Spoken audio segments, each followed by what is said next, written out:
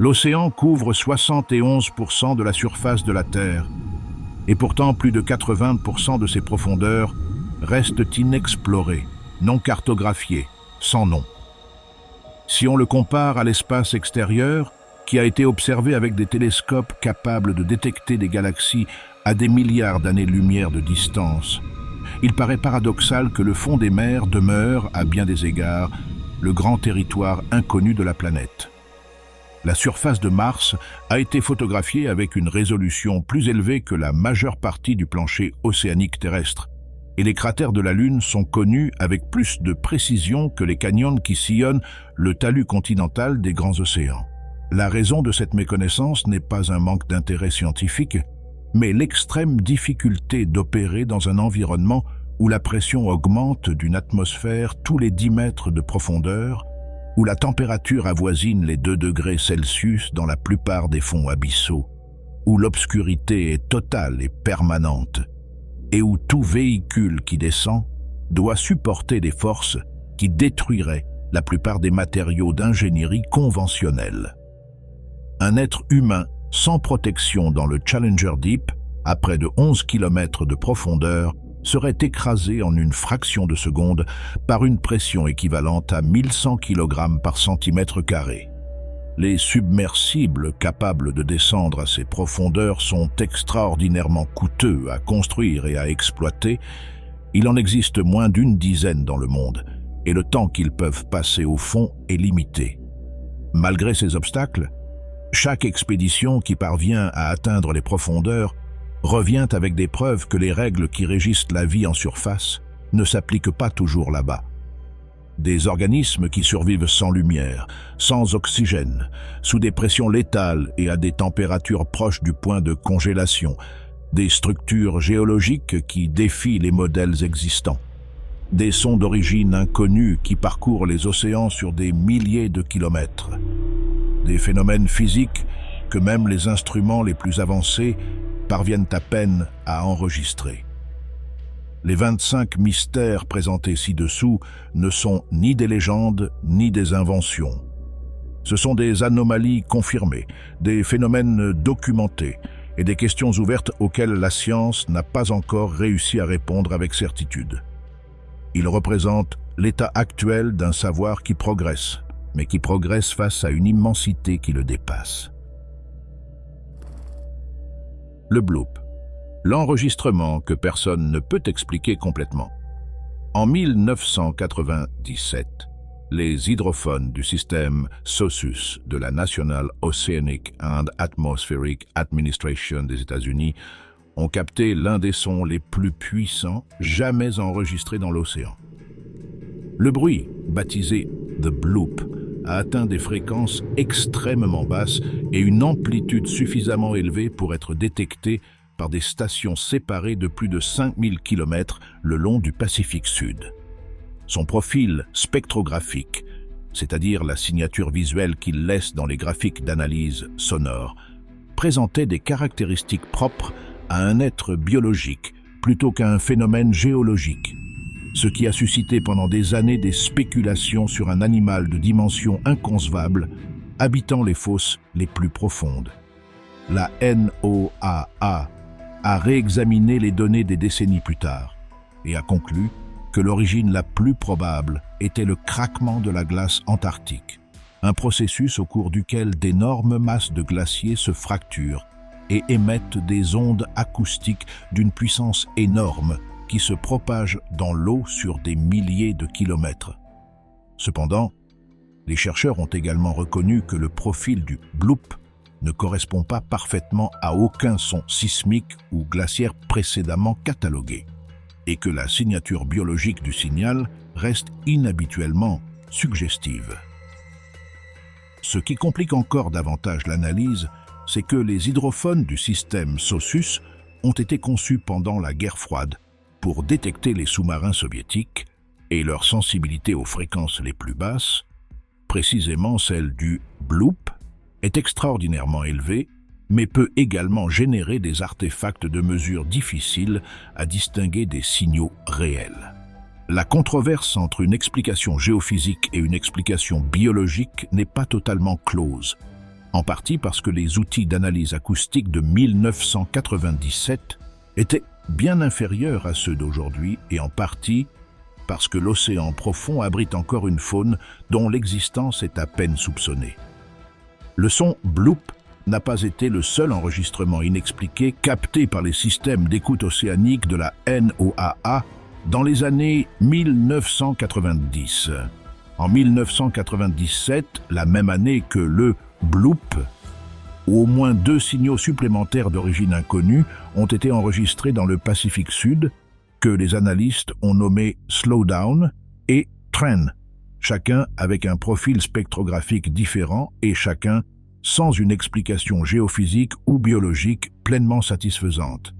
L'existence de cet ensemble de signaux anormaux enregistrés au cours de la même période et dans le même bassin océanique suggère que l'océan profond génère ou abrite des sources de sons à basse fréquence que les modèles acoustiques actuels ne prennent pas en compte, qu'elles soient d'origine géologique, biologique ou issues d'une interaction entre les deux qui n'a pas encore été caractérisée.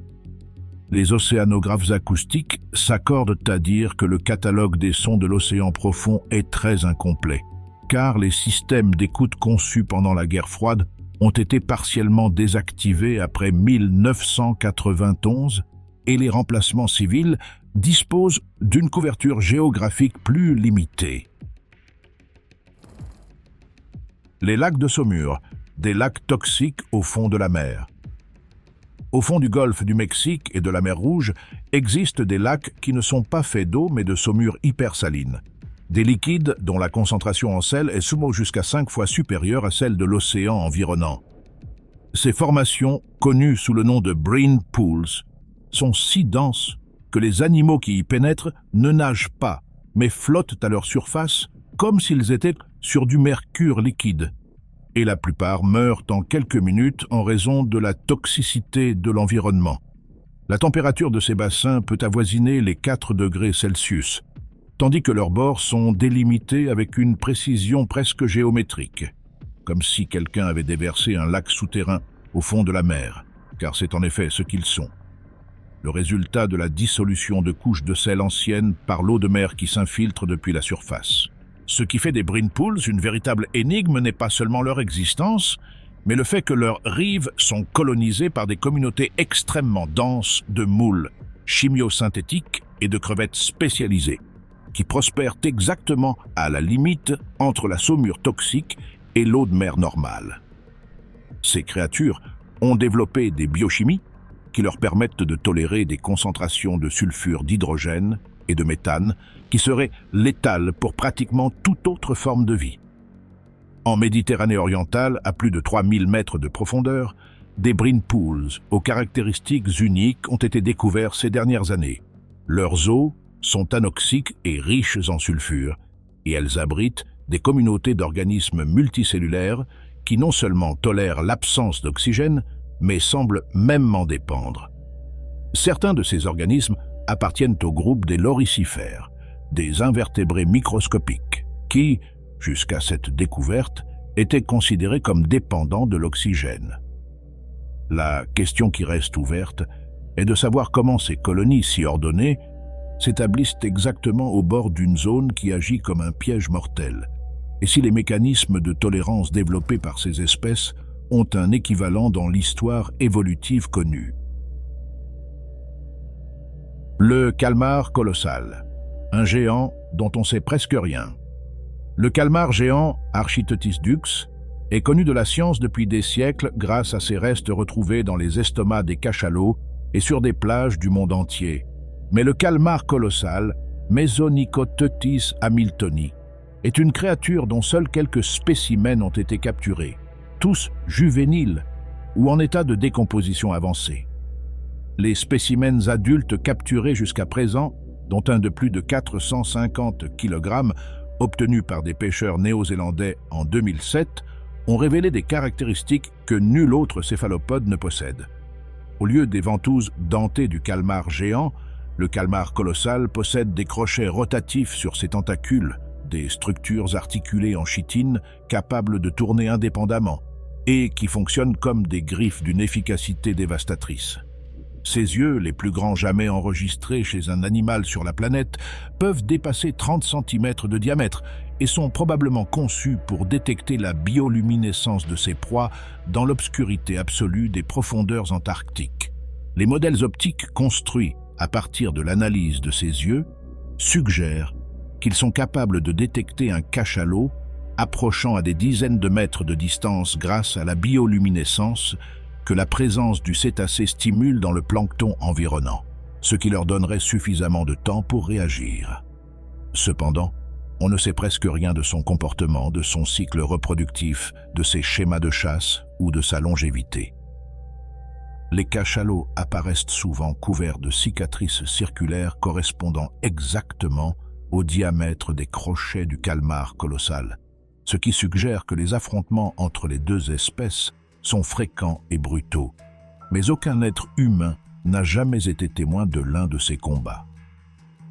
Les estimations concernant la taille maximale qu'un adulte peut atteindre varient considérablement, certains chercheurs suggérant que des spécimens pouvant atteindre 14 mètres de longueur pourraient exister dans l'obscurité du courant circumpolaire antarctique.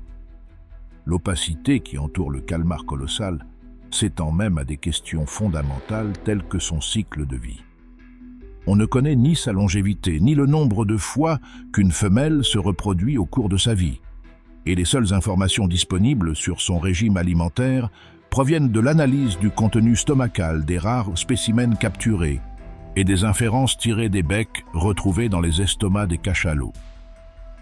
Certains chercheurs ont proposé que, compte tenu de son métabolisme apparemment lent et de sa forte concentration d'ammoniac corporel, il pourrait être un prédateur d'embuscade plutôt qu'un chasseur actif, attendant ses proies dans l'obscurité plutôt que de les poursuivre activement comme le fait son parent le calmar géant. Cette distinction a des conséquences importantes pour estimer la quantité de nourriture dont il a besoin et par conséquent la taille de population que l'océan austral pourrait soutenir. Mais en l'absence d'observation directe de son comportement, toute conclusion reste spéculative. Le Polypus giganticus, un poulpe aux proportions mythiques. En 1896, les restes d'une créature colossale apparurent sur une plage de Floride. Le tissu était à la fois si mou et si résistant que les couteaux peinaient à le traverser, et sa masse totale fut estimée à environ 6000 kg. Le biologiste Addison Emery Verrill de la Yale University analysa initialement les fragments et les classa comme appartenant à un poulpe de dimensions extraordinaires, qu'il nomma Octopus giganteus. Pendant près d'un siècle, ce spécimen resta dans un état d'incertitude scientifique, considéré par certains comme la première preuve d'un mégacéphalopode réel et rejeté par d'autres comme des restes de baleines ou de requins-baleines en décomposition. Dans les années 90, des analyses biochimiques d'échantillons conservés dans un musée de Floride déterminèrent que le tissu était effectivement du collagène, une protéine abondante aussi bien chez les céphalopodes que chez les mammifères marins, sans qu'une identification définitive puisse être établie. Le mystère s'est ravivé au XXIe siècle grâce au progrès de la biologie moléculaire, mais les fragments originaux sont tellement dégradés que les résultats des tests génétiques restent ambigus. Une analyse publiée en 2004 dans la revue Biological Bulletin conclut que la composition en acides aminés du tissu était cohérente avec celle d'un céphalopode, mais les auteurs reconnurent qu'ils ne pouvaient pas exclure d'autres interprétations. Ce qui demeure un fait incontestable, c'est que l'Atlantique occidental abrite des conditions propices au développement d'invertébrés de grande taille, et que les archives historiques de marins et de pêcheurs de cette région contiennent des descriptions de rencontres avec des organismes à tentacules dépassant largement ce que la science officielle reconnaît comme possible. La zone crépusculaire et ses migrations invisibles. Entre 200 et 1000 mètres de profondeur se trouve ce que les océanographes appellent la zone mésopélagique ou zone crépusculaire, une couche d'eau dans laquelle la lumière solaire pénètre si faiblement qu'elle permet à peine la photosynthèse, mais reste suffisante pour créer des gradients lumineux que les animaux utilisent activement. Chaque nuit, une partie des habitants de cette zone remonte en masse vers la surface pour se nourrir du phytoplancton qui se développe dans des eaux plus peu profondes, puis redescend avant l'aube. Cette migration verticale, la plus importante de la planète en termes de biomasse déplacée, implique des billions d'organismes. Poissons lanternes, euphausiacées, copépodes, crétoniates, méduses et des dizaines d'autres espèces. L'ampleur du phénomène est telle que les sonars des navires de recherche ont pendant des décennies interprété la couche de diffusion profonde, l'écho collectif de tous ces organismes, comme s'il s'agissait du fond marin. Ce qui reste encore mal compris, c'est la coordination exacte de ce mouvement. Quels signaux permettent à des créatures sans système nerveux centralisé de se déplacer de manière synchronisée avec une telle précision? Comment elles détectent l'intensité lumineuse à des profondeurs où les photons sont presque inexistants? Et quelle quantité de carbone elles séquestrent réellement vers le fond lorsqu'elles excrètent, dans les couches profondes, le carbone qu'elles ont ingéré en surface? Les estimations actuelles suggèrent que cette migration pompe entre 1500 et 5000 millions de tonnes de carbone par an vers le fond de l'océan. L'énorme incertitude de ces calculs, une fourchette qui varie de plus d'un facteur 3, reflète précisément le peu que l'on sait sur le nombre d'organismes impliqués, sur l'efficacité avec laquelle ils métabolisent le carbone ingéré et sur la proportion qu'ils excrètent avant de retourner en profondeur. La zone mésopélagique abrite également le plus grand prédateur de téléostéens de la planète en termes de nombre d'individus, bien que peu le connaissent. Le poisson hache argenté, le poisson vipère et le poisson dragon noir sont des prédateurs efficaces de la zone crépusculaire qui, malgré leur apparence menaçante, dépassent rarement 30 cm de longueur. Ce qui les rend fascinants d'un point de vue biologique est la densité à laquelle ils se trouvent. Dans certaines régions de la zone mésopélagique de l'Atlantique Nord, des densités de plus de 10 000 poissons par hectare ont été estimées, ce qui fait de ce système l'un des plus productifs de la planète en termes de biomasse de poissons. Cependant, les méthodes d'échantillonnage existantes, basées sur des filets de chalutage, ne capturent pas bien les poissons les plus agiles de cette zone, de sorte que les estimations de la biomasse totale du mésopélagique restent extraordinairement incertaines. Les estimations varient de 1000 millions à 10 000 millions de tonnes, une différence d'un facteur 10 qui reflète l'état rudimentaire des connaissances dans l'une des couches d'eau les plus vastes de la planète. Les structures géométriques du fond marin. En 2013, un plongeur amateur explorant les fonds proches de l'île d'Amami-Oshima, dans le sud du Japon, découvrit sur le plancher océanique une structure circulaire de près de 2 mètres de diamètre, composée de sillons et de crêtes disposés en motifs rayonnants avec une précision géométrique extraordinaire. Pendant des semaines, l'origine de cette formation resta totalement inconnue, jusqu'à ce que des chercheurs de l'université de Kyushu observent qu'un petit poisson globe mâle, Torquigner albomaculosus, en était l'auteur. L'animal créait ces structures avec ses nageoires pendant des semaines entières, déplaçant le sédiment grain par grain pour construire une sorte de nid nuptial tridimensionnel dont la complexité géométrique sert à attirer les femelles. Cependant, cette découverte, loin de clore le sujet, l'a ouvert largement, car dans d'autres parties du fond marin, des structures similaires, voire plus complexes, ont été trouvées, sans qu'aucun auteur identifié ne soit connu. Au fond de l'Atlantique Nord, à des profondeurs supérieures à 500 mètres, des marques dans le sédiment ont été photographiées avec des motifs qui ne correspondent à aucun animal connu. Certaines de ces marques ont des dimensions de plusieurs mètres et une régularité qui suggère un comportement constructif délibéré. Au fond de la mer Caspienne, en 2019, des lignes parallèles de plusieurs kilomètres de longueur ont été découvertes dans le sédiment, dont la formation n'a pu être attribuée à aucune source connue, ni courant, ni activité sismique, ni origine biologique. L'hypothèse la plus conservatrice est que beaucoup de ces traces sont des marques d'alimentation d'échinodermes ou de polychètes de grande taille. Mais la régularité géométrique de certaines d'entre elles dépasse largement ce que l'on connaît du comportement de ces espèces. Le cimetière des baleines et ses écosystèmes fantômes. Lorsqu'une baleine meurt et que son cadavre sombre jusqu'au fond de la mer, ce qui semble être la fin d'une histoire, est en réalité le début d'une succession écologique qui peut durer plus de 100 ans.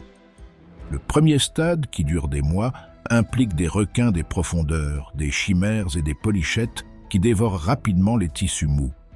Au deuxième stade, des crustacés anaérobies et des bactéries spécialisées colonisent les eaux et libèrent du sulfure d'hydrogène par un processus de chimiosynthèse qui transforme le squelette en un écosystème chimique autonome.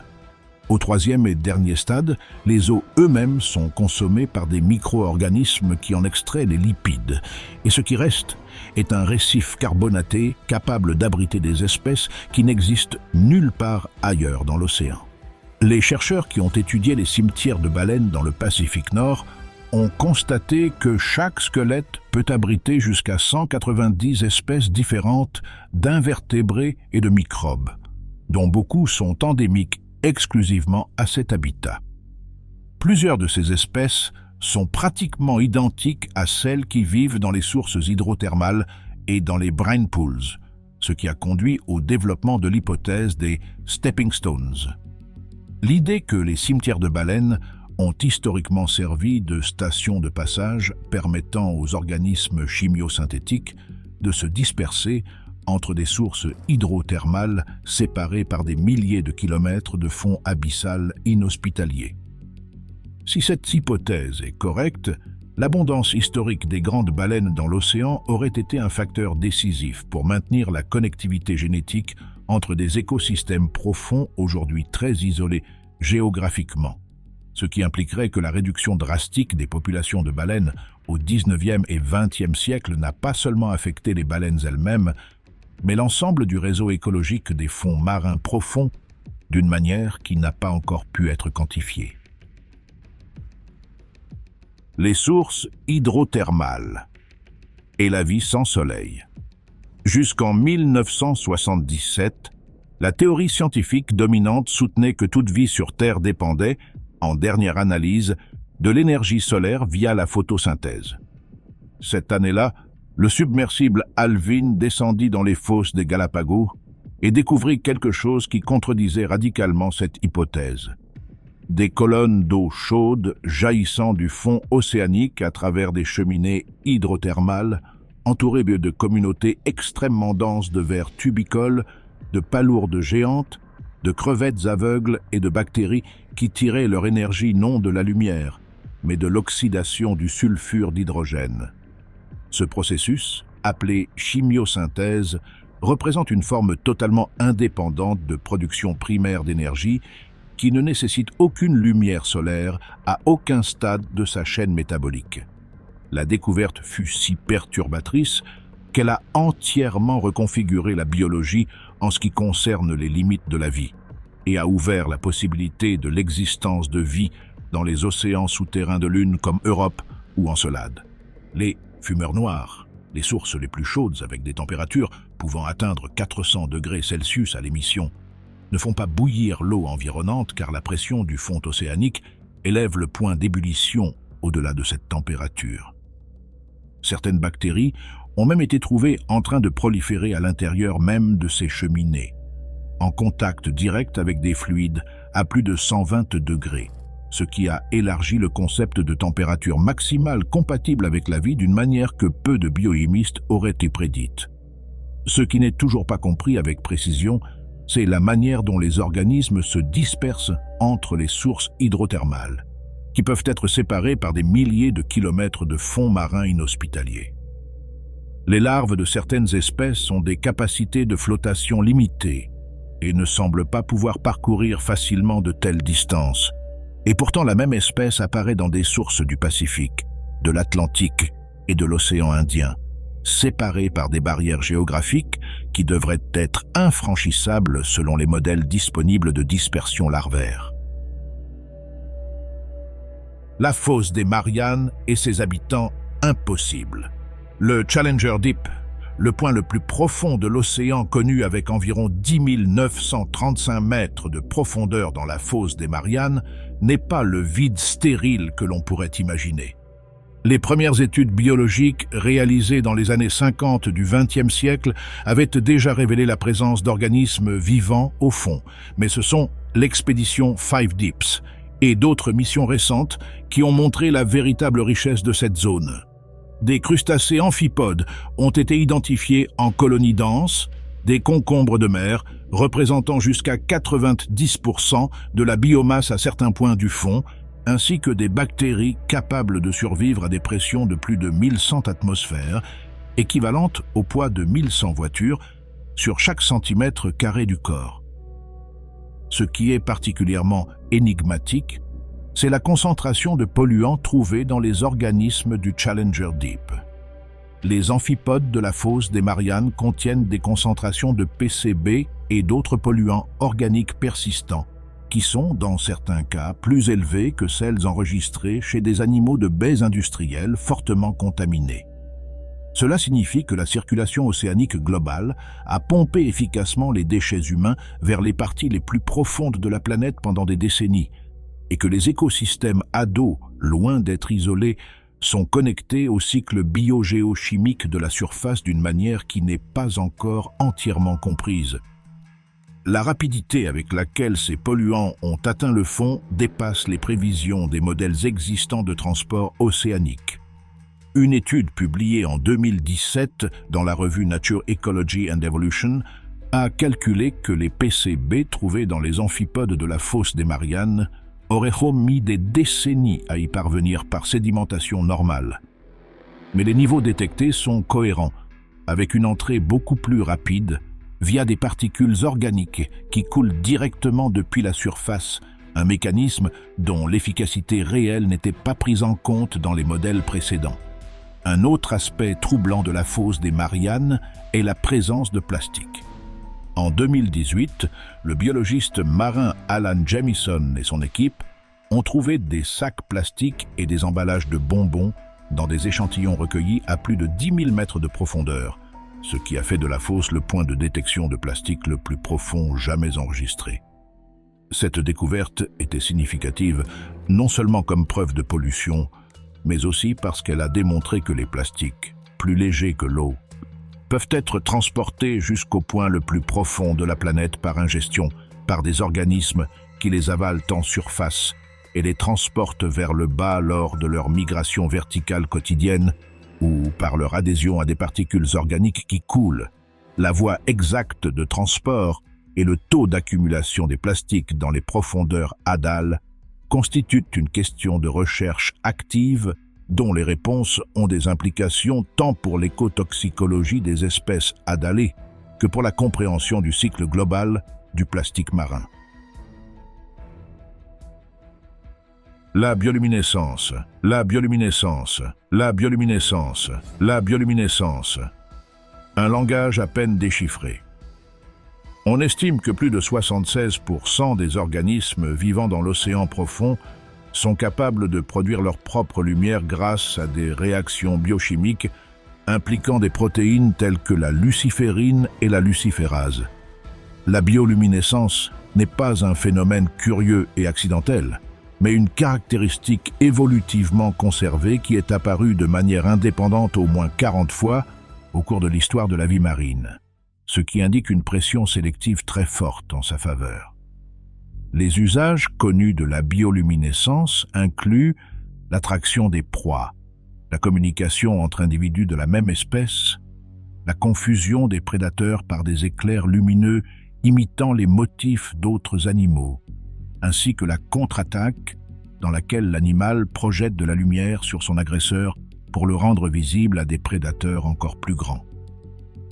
Cependant, la grande majorité des motifs lumineux enregistrés dans l'océan profond n'ont été associés à aucune fonction connue. Les séquences d'éclairs de certains siphonophores sont si complexes et variables que certains chercheurs ont spéculé qu'elles pourraient constituer un système de communication d'une richesse informationnelle bien supérieure à ce que l'on suppose.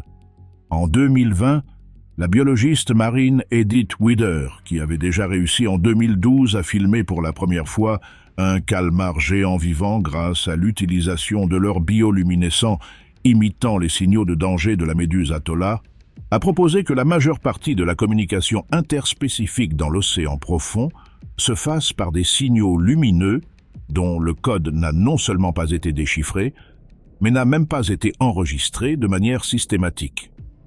La difficulté réside dans le fait que l'observation de la bioluminescence in situ nécessite d'éteindre complètement les lumières du submersible, ce qui engendre des risques opérationnels, et que les organismes réagissent différemment à la présence de véhicules mécaniques qu'à celle de leurs congénères naturels, ce qui fait que les séquences de signaux observés en présence du submersible peuvent ne pas être représentatives du Le requin du Groenland, 4 siècles de vie. Le Somniosus microcéphalus, connu sous le nom de requin du Groenland ou requin boréal, est le vertébré le plus longévif connu sur la planète. Une étude publiée en 2016 dans la revue Science, basée sur l'analyse du carbone 14 présent dans le cristallin de 28 spécimens, a déterminé que les plus grands individus de l'échantillon avaient entre 272 et 512 ans, avec une estimation centrale de 392 ans pour l'individu le plus âgé, ce qui signifierait que cet animal est né approximativement en 1624. Le requin du Groenland habite les eaux froides de l'Arctique et de l'Atlantique Nord, peut descendre à des profondeurs de plus de 2000 mètres et possède un métabolisme si lent que sa vitesse de nage dépasse à peine 1 mètre par seconde, même dans ses moments d'activité maximale. Sa chair est toxique pour les humains en raison de la forte concentration d'oxyde de triméthylamine, une adaptation qui lui permet de maintenir l'osmose cellulaire dans des eaux de grande profondeur et de forte pression.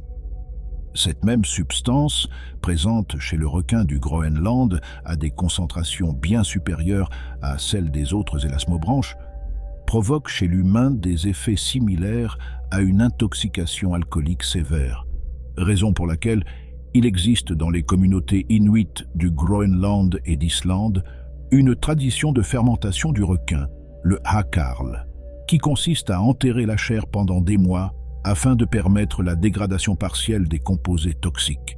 Ce qui fait de cette espèce un mystère actif, c'est que l'on ne connaît pratiquement rien de sa reproduction.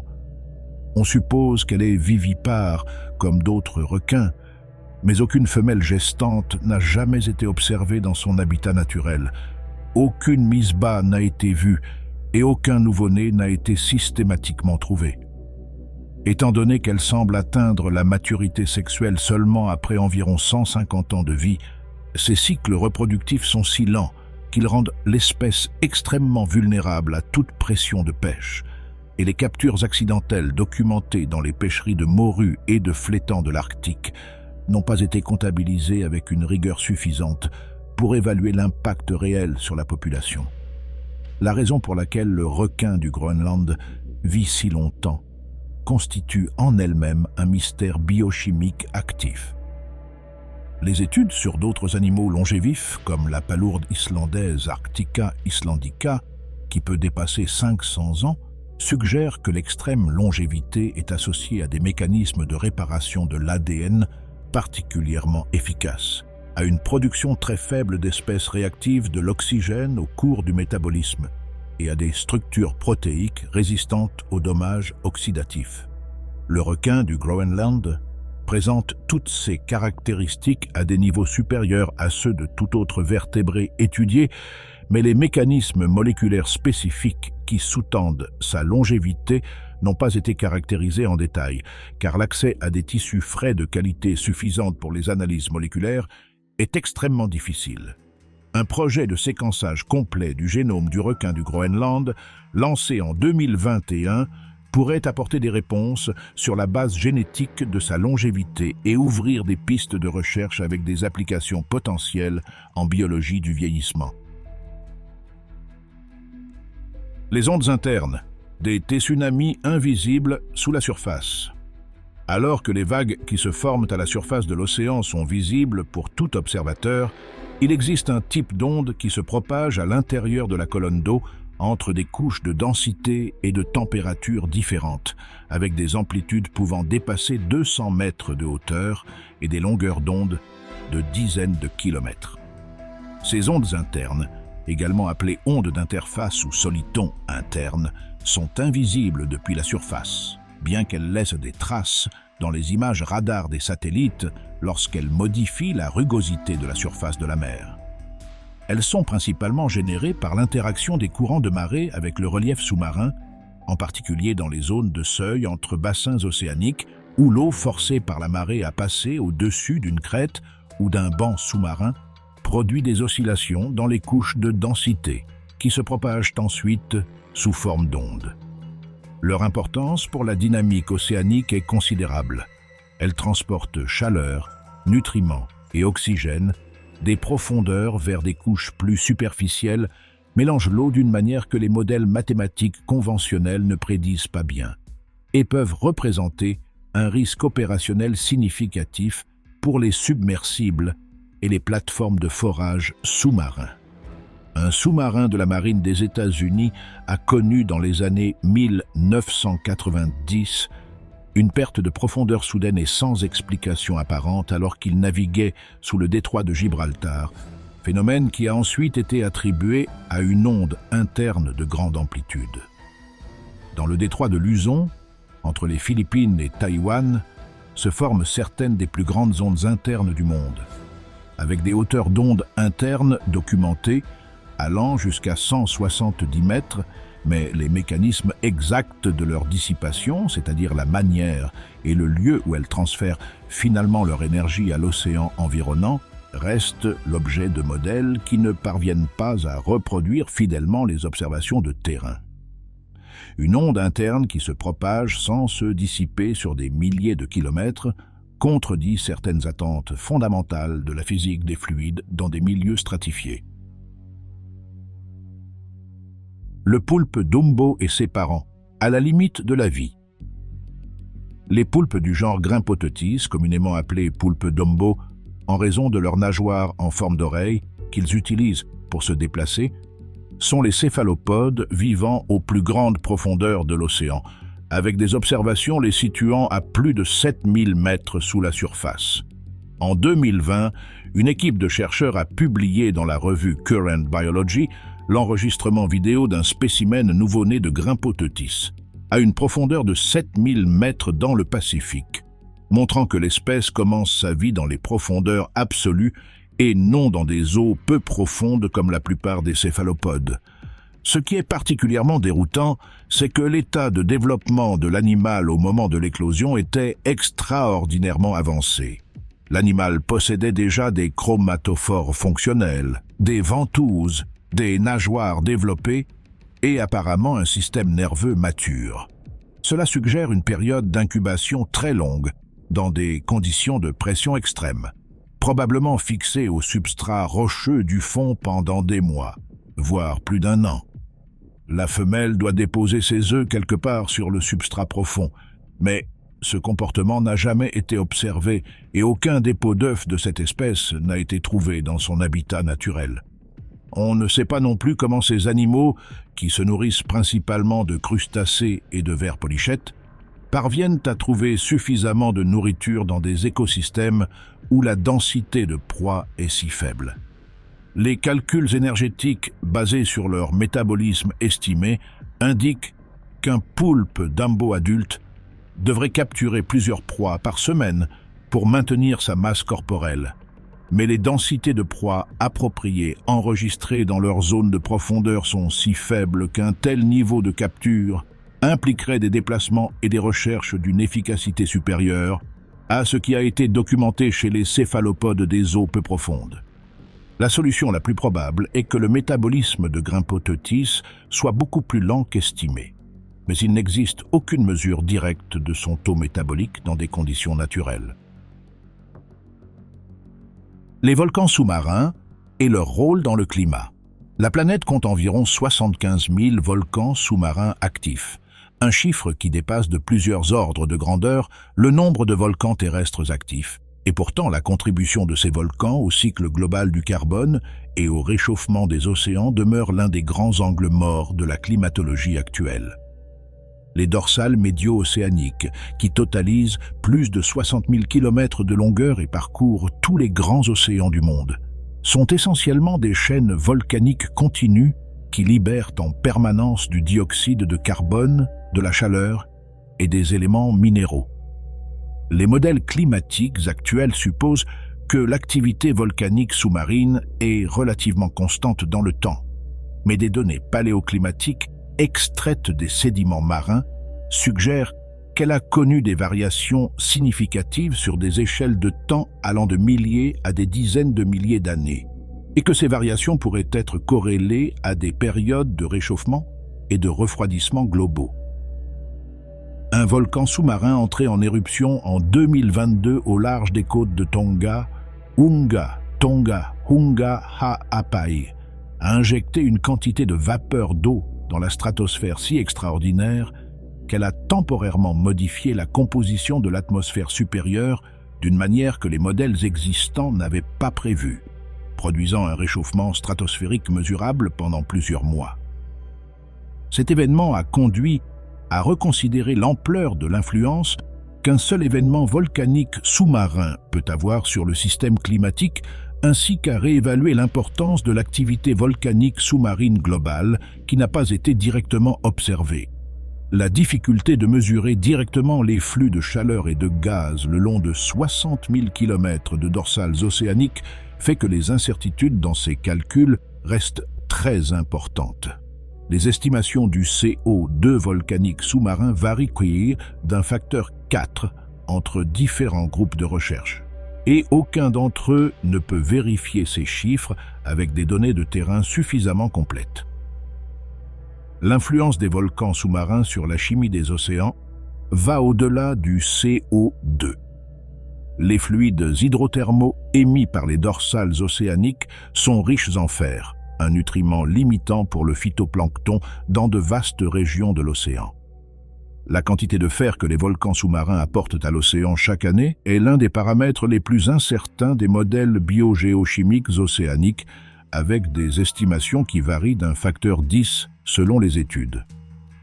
Un excès de fer peut déclencher des floraisons massives de phytoplancton qui absorbent le CO2 de l'atmosphère et le transportent vers les profondeurs lorsque les organismes meurent, un mécanisme connu sous le nom de pompe biologique à carbone. Si l'activité volcanique sous-marine a fluctué de manière significative dans le passé, ces variations pourraient avoir modulé la pompe biologique et, avec elle, la concentration atmosphérique de CO2 établissant un lien entre la géodynamique de l'intérieur de la Terre et les glaciations que les modèles paléoclimatiques actuels n'intègrent pas de manière systématique. La cité perdue, un écosystème aux antipodes du connu. En 2000, la scientifique Deborah Kelley et son équipe, à bord du navire océanographique Atlantis, ont découvert par hasard, à 800 mètres de profondeur dans l'Atlantique Nord, une série de tours de carbonate blanc s'élevant jusqu'à 60 mètres au-dessus du fond marin, émettant des fluides alcalins pouvant atteindre 40 degrés Celsius dans un environnement où la température de l'eau environnante avoisinait les 2 degrés. Le champ de source, baptisé Lost City, ou Cité perdue, ne fonctionne pas comme les sources hydrothermales noires, connues depuis 1977. Au lieu de la chaleur volcanique, son énergie provient d'une réaction géochimique appelée serpentinisation, dans laquelle l'eau de mer réagit avec des roches du manteau terrestre appelées péridotites, pour produire de l'hydrogène et du méthane, sans intervention de magma. Les tours de Lost City sont les plus hautes structures carbonatées jamais découvertes dans l'océan profond, et elles sont composées principalement d'aragonite et de brucite, des minéraux qui précipitent à partir de fluides alcalins ayant un pH compris entre 9 et 11, comparable à celui de l'eau de javel domestique diluée. Les communautés biologiques qui habitent Lost City sont totalement différentes de celles des autres sources hydrothermales, les archées méthanogènes y dominent, accompagnés d'une faune particulière d'invertébrés, avec peu d'espèces, mais en densité extrêmement élevée.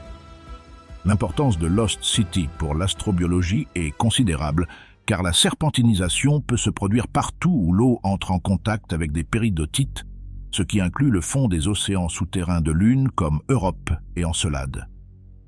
En 2024, plusieurs scientifiques ont averti que la International Seabed Authority avait accordé une licence d'exploration minière dans la zone adjacente à Lost City, ce qui pourrait potentiellement altérer la géochimie de l'environnement et affecter un écosystème que beaucoup considèrent comme le meilleur analogue terrestre pour la recherche de vie sur d'autres lunes du système solaire. Les poissons sans yeux et l'évolution dans l'obscurité.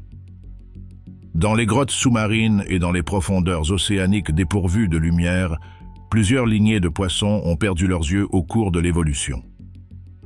Ce processus, appelé régression oculaire, n'est pas simplement l'atrophie d'un organe inutile, mais une reconfiguration active des ressources énergétiques de l'organisme, qui libère les ressources auparavant consacrées au développement et à l'entretien de l'œil pour les investir dans d'autres systèmes sensoriels.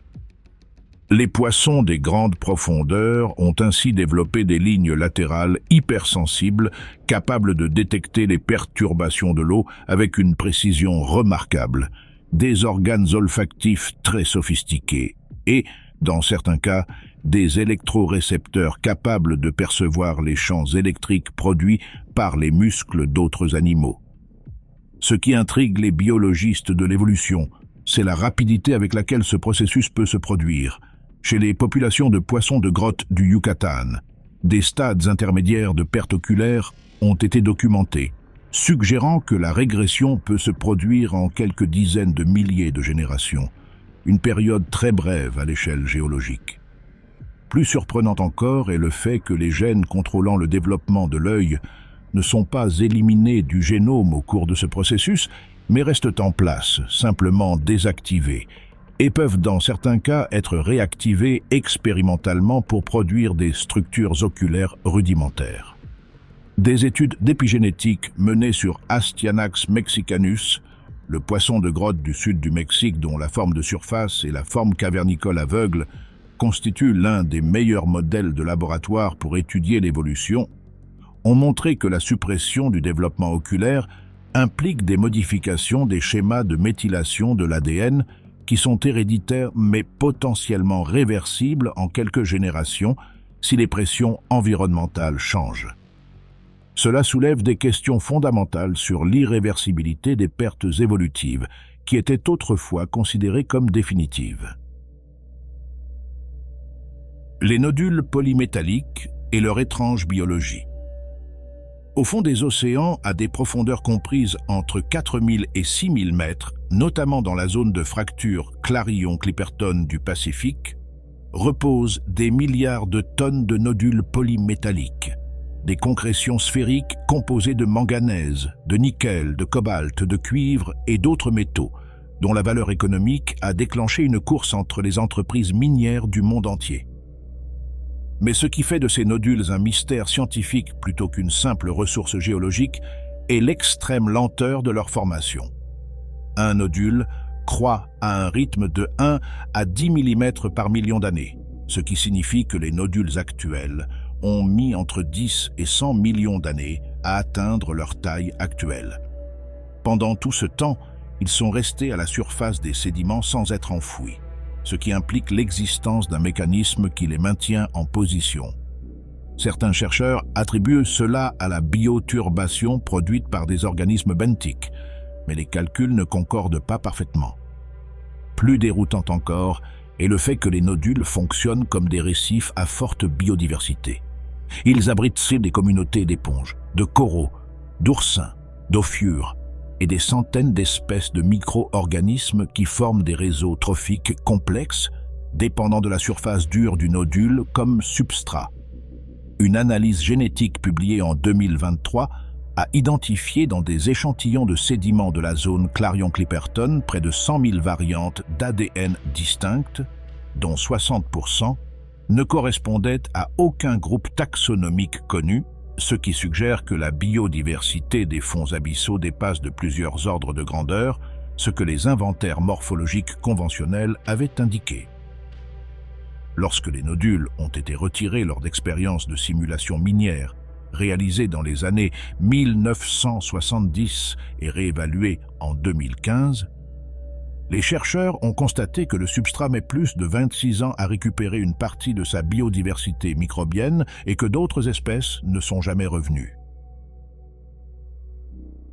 Les cascades sous-marines, les plus grandes chutes d'eau de la planète.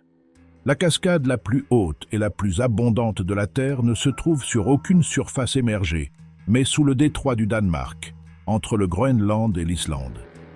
À cet endroit, l'eau dense et froide de l'Arctique se précipite au-dessus du seuil sous-marin et descend le long de la paroi océanique jusqu'à une profondeur de 3500 mètres, formant une cascade d'eau ayant une hauteur verticale de 3500 mètres, soit plus du triple de la chute de l'Ange au Venezuela, avec un débit d'environ 5 millions de mètres cubes par seconde, soit 2000 fois le débit du fleuve Amazone.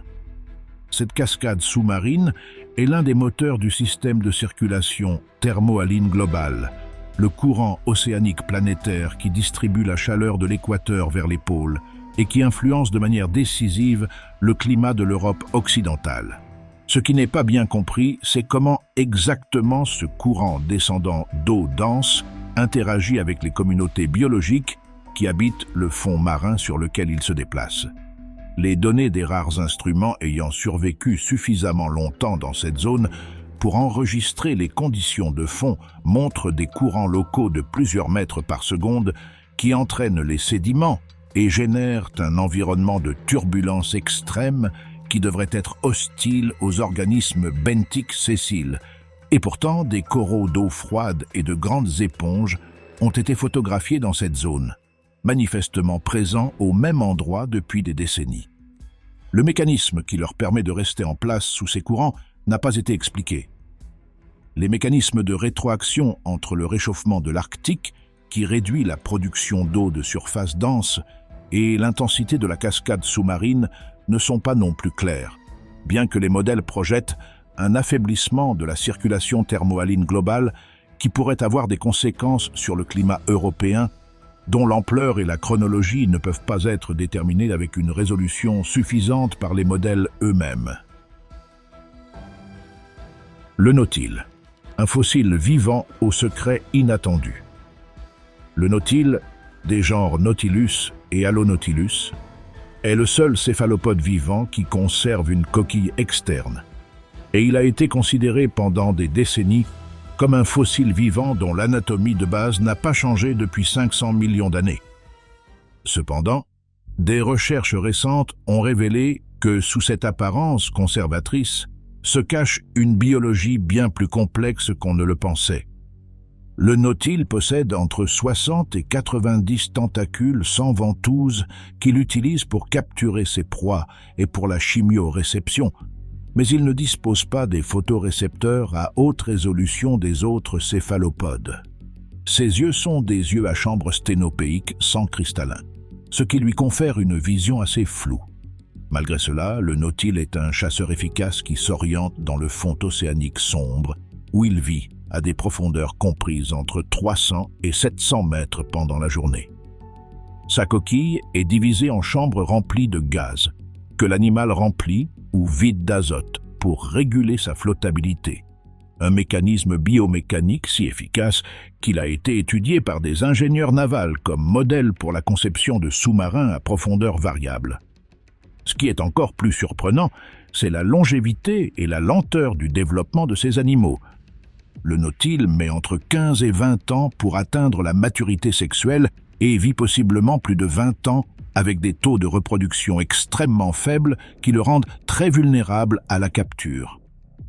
En 2016, des chercheurs de l'Université de Washington ont averti que les populations de nautiles dans le Pacifique occidental avaient fortement chuté au cours des dernières décennies en raison de la pêche illégale de leurs coquilles, dont la valeur ornementale en fait une cible fréquente pour les collectionneurs, et que dans certaines localités où ils étaient auparavant abondants, aucun spécimen n'est désormais détecté. Cependant, les mécanismes qui régulent leur population restent mal connus, car les nautiles se déplacent de manière que le marquage conventionnel ne permet pas de suivre correctement. Leur profondeur de nage varie entre le jour et la nuit, et leurs déplacements horizontaux sont peu prévisibles. Les microbes du sous-sol marin. La vie à la limite absolue. En 2020, des scientifiques japonais ont publié une étude dans la revue Nature Communications dans laquelle ils décrivaient la découverte de microbes vivants dans des sédiments marins âgés de 100 millions d'années, extraits du fond du Pacifique Sud. Les sédiments, récupérés par forage à plusieurs mètres sous le plancher océanique, provenaient d'une zone de très faible productivité océanique où l'apport de matière organique depuis la surface est si faible que l'oxygène pénètre jusqu'au substrat rocheux sans être consommé. Dans ces conditions d'extrême pauvreté énergétique, les microbes restent dans un état de métabolisme presque arrêté pendant des dizaines de millions d'années sans se reproduire activement mais sans mourir non plus. Lorsqu'on leur a fourni en laboratoire des nutriments et des conditions plus favorables, certains de ces microbes ont réactivé leur métabolisme et ont commencé à se reproduire, ce qui indique que, pendant 100 millions d'années, ils avaient maintenu intacte leur machinerie cellulaire de base avec un apport énergétique minimal, peut-être équivalent à une seule réaction biochimique par cellule tous les quelques années. Cette découverte a des implications profondes. Si des organismes peuvent rester métaboliquement actifs pendant 100 millions d'années dans des conditions de ressources minimales, le concept de limite de la vie nécessite une révision complète. La biomasse totale de microbes vivant dans le sous-sol marin, à plusieurs mètres ou kilomètres sous le plancher océanique, est estimée représenter entre 50 et 85% de tous les microbes de l'océan. Les cycles métaboliques de cette biomasse souterraine sont pratiquement inconnus, mais leur influence sur la géochimie du carbone, de l'azote et du soufre au fond de l'océan pourrait être bien plus importante que ce que les modèles biogéochimiques actuels prennent en compte. Le mégamout, un requin découvert en 1976. Le 15 novembre 1976, un navire de la United States Navy opérant au nord de Oahu, à Hawaï, a hissé à bord un requin de 4,5 mètres de long qui s'était emmêlé dans ses ancres à 165 mètres de profondeur. L'animal ne correspondait à aucune espèce connue. C'était un requin à énorme bouche et à tête bulbeuse, doté d'une structure de filtration branchiale, indiquant qu'il se nourrissait de plancton, comme le requin-baleine ou le requin pèlerin, mais totalement différent des deux en termes de morphologie. L'espèce, nommée Megachasma pelagios ou requin grande gueule, est devenue la première grande espèce de requin découverte au XXe siècle et le premier représentant connu d'une famille entière de requins, les Megachasmidae, dont l'existence n'avait jamais été soupçonnée. Depuis lors, seulement environ 280 observations ou captures de cette espèce ont été confirmées dans le monde, ce qui donne une idée de sa rareté ou du manque d'observation dans son habitat. Le Megachasma suit la migration verticale du zooplancton. Il remonte vers des eaux peu profondes la nuit pour se nourrir et redescend pendant la journée, mais l'étendue de ses zones de distribution, ses routes de migration à long terme, ses schémas reproductifs et sa structure de population globale sont pratiquement inconnus. Sa cavité buccale est tapissée de structures argentées qui pourraient fonctionner comme des leurres bioluminescents pour attirer le plancton vers l'intérieur pendant qu'il nage la bouche ouverte, bien que cette hypothèse n'ait pas été vérifiée par observation directe dans des conditions naturelles. En 2014, son génome a été partiellement séquencé, révélant que sa lignée s'est séparée des autres familles de requins il y a plus de 100 millions d'années, ce qui suggère qu'une espèce de ce groupe aurait pu coexister avec les grands reptiles marins du Crétacé sans qu'aucune trace fossile ne le documente, un vide que les paléontologues marins n'ont toujours pas réussi à expliquer. Le requin grande gueule n'est pas le seul exemple de grand animal marin découvert au XXe siècle qui est resté pratiquement inconnu après sa découverte. Le requin lutin Mitsukurina houstoni a été décrit en 1898, mais en plus d'un siècle, seulement environ 50 spécimens ont été capturés, tous de manière accidentelle dans des engins de pêche destinés à d'autres espèces. Ce requin, avec sa mâchoire protrusible caractéristique capable de se projeter vers l'avant pour capturer des proies en une fraction de seconde, vit à des profondeurs comprises entre 270 et 1300 mètres et est entièrement rose en raison de la proximité de ses vaisseaux sanguins à la surface de sa peau presque transparente. La rareté de ces observations ne signifie pas nécessairement que ces espèces sont rares en termes de nombre d'individus. Elle pourrait simplement refléter le fait que la majeure partie de l'océan profond est rarement perturbée par les engins de pêche et que la rareté apparente des données est davantage un artefact du faible effort d'échantillonnage qu'une caractéristique réelle des populations. Les courants de turbidité, des avalanches au fond de la mer. Le 18 novembre 1929, un séisme de magnitude 7,2 a secoué la marge continentale du Grand Banc de Terre-Neuve, dans l'Atlantique Nord. Dans les minutes et les heures qui ont suivi, les câbles télégraphiques traversant le fond de l'Atlantique ont commencé à se rompre en séquence, d'abord les plus proches de l'épicentre, puis, progressivement, les plus éloignés, à un rythme qui suggérait que quelque chose se déplaçait sur le fond à des vitesses que les ingénieurs ont mis des années à juger possibles, jusqu'à 100 km/h. Ce que le séisme avait déclenché était un courant de turbidité, une avalanche sous-marine de sédiments qui dévale les pentes du talus continental en emportant des millions de tonnes de boue, de sable et de gravier dans une masse fluidisée, pouvant parcourir des centaines de kilomètres avant de se déposer dans les fonds abyssaux. Les courants de turbidité sont responsables des éventails turbiditiques, d'énormes dépôts sédimentaires qui constituent certains des gisements d'hydrocarbures les plus importants de la planète. Ce qui continue de surprendre les chercheurs, c'est l'ampleur et la vitesse qu'ils peuvent atteindre. Dans le canyon sous-marin du Congo, on a enregistré des courants de turbidité déclenchés par la simple décharge de sédiments fluviaux, sans séisme préalable, se déplaçant à plus de 6 mètres par seconde et transportant en un seul événement plus de sédiments que le fleuve Congo n'en déverse en plusieurs années. En 2020, une équipe de l'Université de Southampton a installé des instruments dans le canyon sous-marin du Congo et a documenté en temps réel un courant de turbidité de grande ampleur qui a détruit plusieurs instruments d'observation et enseveli les câbles de télécommunications transocéaniques de la zone sous des mètres de sédiments, privant plusieurs pays d'Afrique de l'Ouest d'accès à Internet pendant des semaines. L'événement s'est révélé bien plus énergétique que ce que les modèles prédictifs de ce canyon avaient envisagé. L'océan Arctique et sa transformation accélérée. L'Arctique est, au sein du système océanique global, le laboratoire de changement le plus accéléré de la planète. La température de l'eau dans l'océan Arctique a augmenté à un rythme qui double ou triple celui du reste des océans au cours des dernières décennies.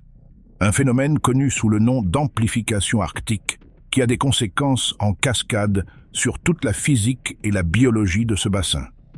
La banquise pérenne, qui il y a à peine 40 ans couvrait en permanence une surface comparable à celle des États-Unis, a fortement diminué. Et selon certains modèles, elle disparaîtra complètement en été avant 2050. La perte de la banquise ne modifie pas seulement l'albédo de la région, c'est-à-dire la quantité d'énergie solaire renvoyée vers l'espace, mais elle change également la stratification de la colonne d'eau, la circulation océanique régionale, les schémas de distribution du plancton et la disponibilité de nourriture pour les poissons, les oiseaux et les mammifères marins. Mais au-delà de ces dynamiques déjà bien documentées, il existe un mystère actif lié aux émissions de méthane depuis le fond marin arctique. Sur le plateau continental sibérien, où le pergélisol sous-marin commence à se déstabiliser en raison du réchauffement des eaux de fond, des colonnes de méthane ont été détectées, remontant des sédiments jusqu'à la surface avec une fréquence et une intensité qui ont surpris les chercheurs. L'estimation de la quantité de méthane qui pourrait être libérée à partir du pergélisol sous-marin arctique au cours des prochains siècles varie entre des quantités gérables et des quantités susceptibles de modifier de manière significative le budget climatique mondial.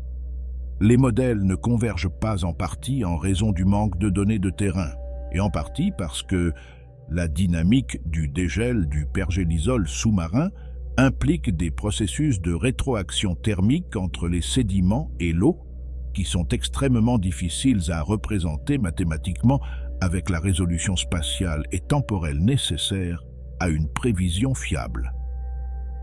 Le courant circumpolaire arctique et les gyres océaniques de ce bassin connaissent des changements de vitesse et de trajectoire que les océanographes physiques ne savent pas encore interpréter avec certitude. Certaines données provenant de bouées dérivantes dans l'Arctique ont montré ces dernières années des vitesses de courant de fond nettement supérieures à celles prévues par les modèles, ce qui suggère que la réorganisation de la circulation océanique arctique se produit plus rapidement et différemment de ce que projetaient les modèles standards du changement climatique. L'Arctique reçoit également de plus en plus d'eau en provenance du Pacifique via le détroit de Bering, un flux d'eau relativement chaude et riche en nutriments qui modifie la chimie et la biologie de l'Arctique occidental d'une manière que les écosystèmes arctiques n'avaient pas connue dans les temps historiques. La rapidité de ces changements dépasse la capacité d'adaptation de nombreuses espèces arctiques, et les cascades d'effets sur les réseaux trophiques des fonds marins arctiques, déjà mal connus avant le début de ces transformations, sont en pratique impossibles à suivre avec les ressources de surveillance disponibles. Les chimères, les requins qui ont cessé de l'être. Les chimères, de l'ordre des chimériformes, sont des poissons cartilagineux qui ont divergé des requins il y a environ 400 millions d'années et ont depuis suivi une trajectoire évolutive entièrement distincte, conservant des caractéristiques que les requins ont perdues depuis longtemps, comme un opercule qui recouvre leur fente branchiale ou développant d'autres totalement propres, comme une plaque frontale appelée tentaculum, qui apparaît chez les mâles et dont la fonction est liée à la reproduction, mais n'est pas entièrement comprise. Les chimères habitent principalement les profondeurs océaniques entre 200 et 2000 mètres, bien que certaines espèces aient été observées à plus de 2600 mètres, et elles possèdent un répertoire comportemental beaucoup moins connu que celui des requins, précisément parce qu'elles sont difficiles à observer et ne survivent pas bien en dehors de leur habitat.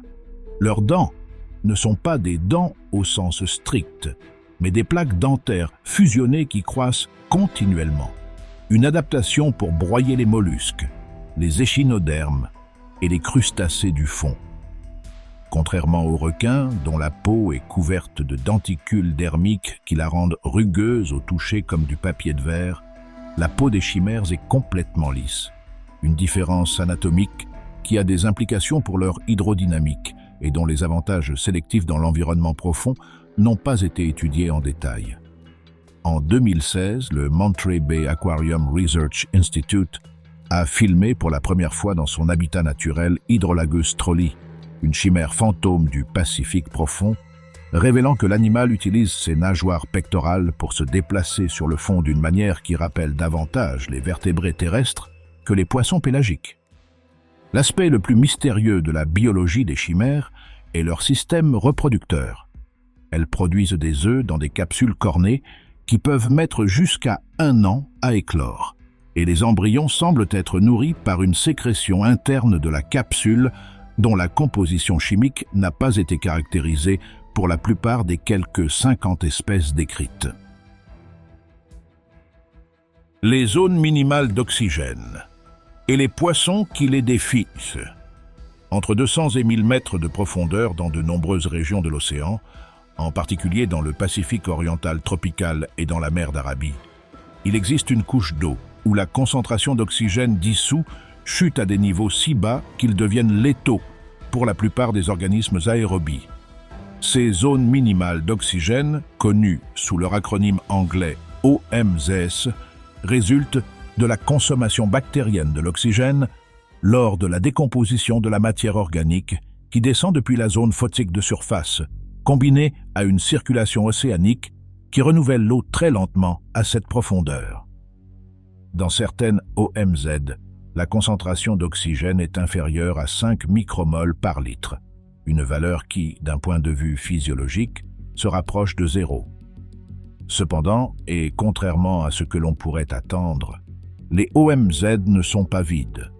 Aux marges de ces zones se concentre une faune composée de poissons, de crustacés et de méduses, qui ont développé des adaptations physiologiques extraordinaires pour survivre avec un minimum d'oxygène. Des hémoglobines ayant une affinité pour l'oxygène bien plus élevée que celle de leurs homologues des eaux oxygénées, des branchies à surface accrue, des métabolismes capables d'alterner entre des voies aérobies et anaérobies, et des comportements migratoires qui minimisent le temps d'exposition aux valeurs les plus faibles. Certaines espèces, comme le poisson lanterne Lampanictus regalis, utilisent les OMZ comme refuge contre les prédateurs durant la journée, profitant du fait que la plupart de leurs prédateurs ne peuvent pas les suivre dans ces profondeurs hypoxiques. Ce que les chercheurs ne comprennent pas encore pleinement, c'est la manière dont ces écosystèmes répondront à l'augmentation documentée de la taille et de l'intensité des OMZ qui se produit en raison du réchauffement des océans et de la réduction de la circulation profonde. Les OMZS globales ont augmenté de 8% en volume entre 1960 et 2010 et les modèles projettent une expansion supplémentaire significative, mais les effets en cascade sur les réseaux trophiques pélagiques qui dépendent des marges de ces zones sont pratiquement impossibles à prévoir avec les modèles actuels. Chaque expédition vers les profondeurs de l'océan revient avec de nouvelles questions autant qu'avec de nouvelles réponses. La zone hadale demeure un territoire presque vierge pour la biologie, la géochimie et la géophysique, et les instruments qui permettent de l'explorer, les submersibles habités de grande profondeur, les véhicules téléopérés de dernière génération et les profileurs autonomes, ne fonctionnent avec une fiabilité suffisante pour une science systématique que depuis quelques décennies. La technologie progresse, mais l'ampleur du problème est telle que l'avancée des connaissances profondes semble plus lente que l'accumulation des inconnus. Les mystères décrits dans ce texte ne sont ni des anomalies marginales, ni de simples curiosités. Ce sont des angles morts dans la compréhension du système terrestre, avec des conséquences directes sur le climat, la biodiversité, la géochimie globale et la définition même de ce qui est possible en termes de vie. Le fond de l'océan n'est pas le décor passif de processus qui se déroulent ailleurs, mais l'un des principaux moteurs dynamiques de la planète, actif, complexe, interconnecté et, pour l'essentiel, encore non décrit. Chaque fois qu'un submersible allume ses lumières dans l'abîme, le faisceau n'éclaire que quelques mètres cubes d'un espace qui s'étend dans toutes les directions sur des milliers de kilomètres, et dans ces quelques mètres cubes se trouve presque toujours quelque chose que personne ne s'attendait à découvrir.